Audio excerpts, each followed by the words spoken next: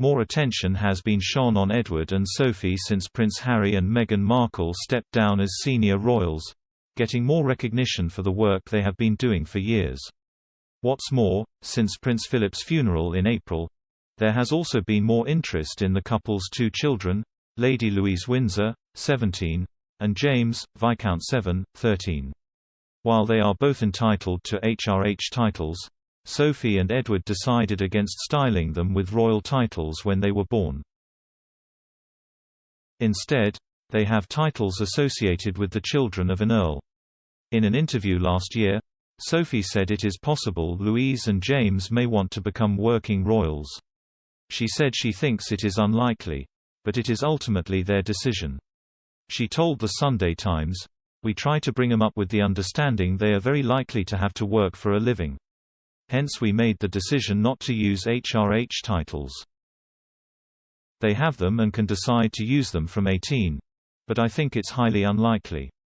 Sophie added that she would like to see Louise go to university, but again, it would be her decision. She said, "I wouldn't force her, but if she wants to. She's quite clever, so I think probably, whereas James I don't know." Edward went to Cambridge University and then pursued a career in entertainment, while Sophie trained as a secretary at West Kent College, Tunbridge before going into public relations. Both Edward's brothers, Prince Charles and Prince Andrew, enjoyed a career in the armed forces before becoming royals full-time, whereas his sister Princess Anne became a full-time royal as soon as she left school. Louise's cousins Prince William and Prince Harry followed the armed forces to royal service pathway, while Princess Beatrice, Princess Eugenie, Peter Phillips and Zara Tindall have all pursued their own careers.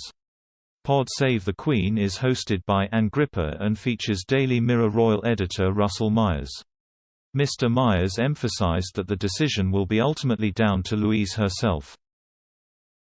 He said, "Sophie has been doing her role diligently for the past couple of decades and only now is possibly getting the recognition that she deserves, and Edward is a very popular figure.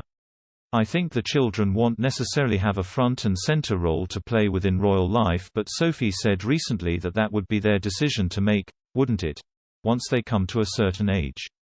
So I think you'll see a lot more of the Wessexes coming out in future months." Louise turns 18 in November, but does not finish school until next summer.